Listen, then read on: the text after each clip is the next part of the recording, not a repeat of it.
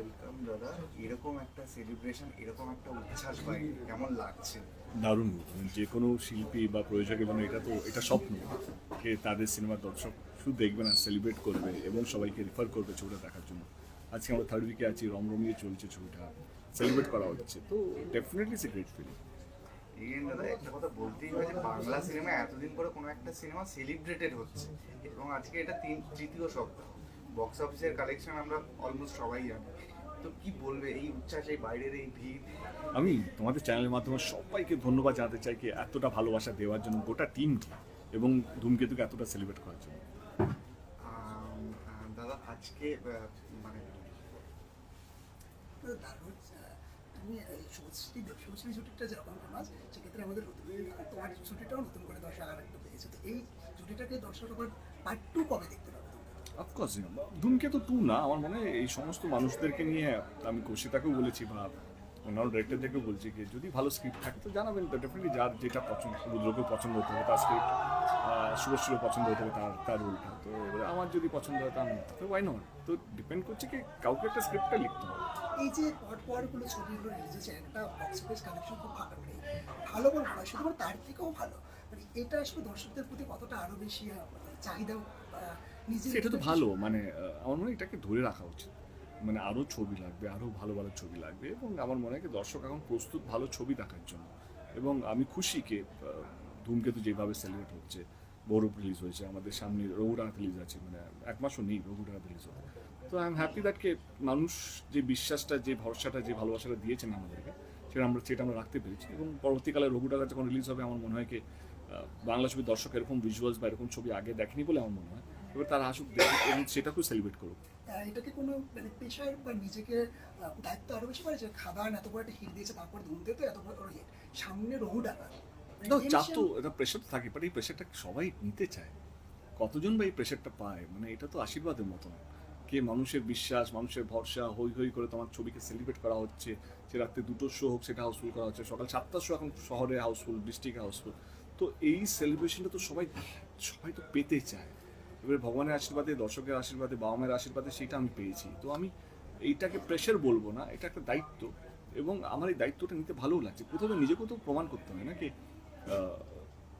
না আমি এই জায়গাটার মানে দাবিদার। বা কথার কথা আমি যদি বলি, আমি খাদানের প্রথম ঘুমাইনি, আমি 10 মাস লেগেছে আমার দাড়ি বড় করতে, নিজেকে বডি চেঞ্জ করতে, যাতে দর্শক যে ভালোবাসাটা দিয়েছে দেবকে যেন নতুনভাবে দেখে। রঘু ডাকাত এমন একটা ছবি যেন লোকে মনে হয় কি এর আগে দেবকে আমরা এরকমভাবে দেখিনি। কারণ শুধু বড় ছবি মুখে বললাম সেটা নয়, আমি কাজও করে দেখাচ্ছি কি ভাই আমি নিজেকেও চেঞ্জ করছি। সহজ তো নয়, কোনো জিনিসই সহজ নয়। তো আমার মনে হয় কি সেই পরিশ্রমটা দর্শক দেখতে পাচ্ছে বা বুঝতে পারছে, বা রঘুটাকে আরো বেশি করে ফিল করতে পারবে বলে আমার মনে হয়। দর্শকদের কি বলবে সামনে রহু ডাকা? একটা কোশ্চেন, সেটা হচ্ছে ধূমকেতু এই একটা 10 বছরের একটা স্প্যান নিয়ে একটা সিনেমা, যেটা তো সচরাচর হয় না। তো এই 10 বছরের মধ্যে ধূমকেতু নিয়ে আপনার কাছে আসা বেস্ট কমপ্লিমেন্টটা কি?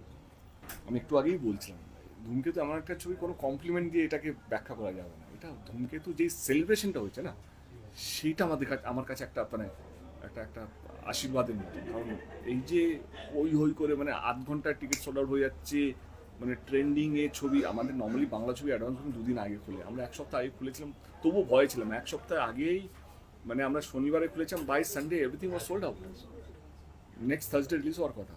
তো আমার মনে হয় কি বাংলা ছবি এরকম দেখেনি এর আগে, মানে আমি অ্যাজ এ ইন্ডাস্ট্রির পক্ষ থেকে বলছি। তো এই পুরো জিনিসটাই না আমার মনে হয় কি বাংলা ছবি ইতিহাসে থেকে যাবে।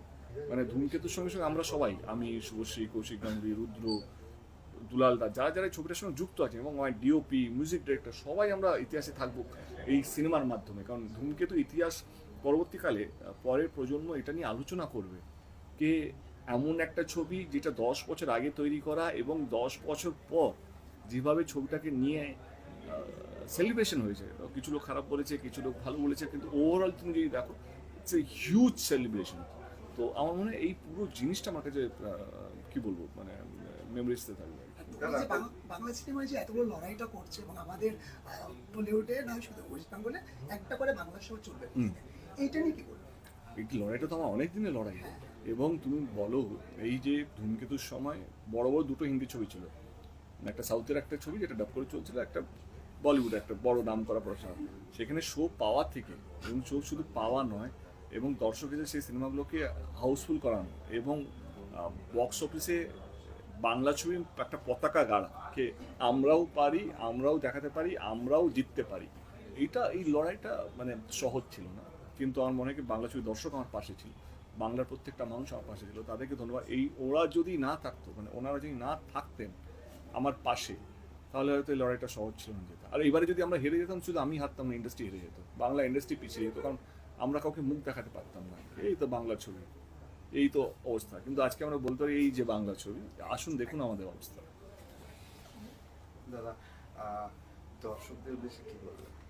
আসুন, ধূমকেতু এখনো রমরমিয়ে চলছে, বাংলা ছবি দেখুন, আর পুজোতে দেখা হচ্ছে নতুন ছবি রঘু ডাকাতের হাত ধরে। Thank you. Thank you.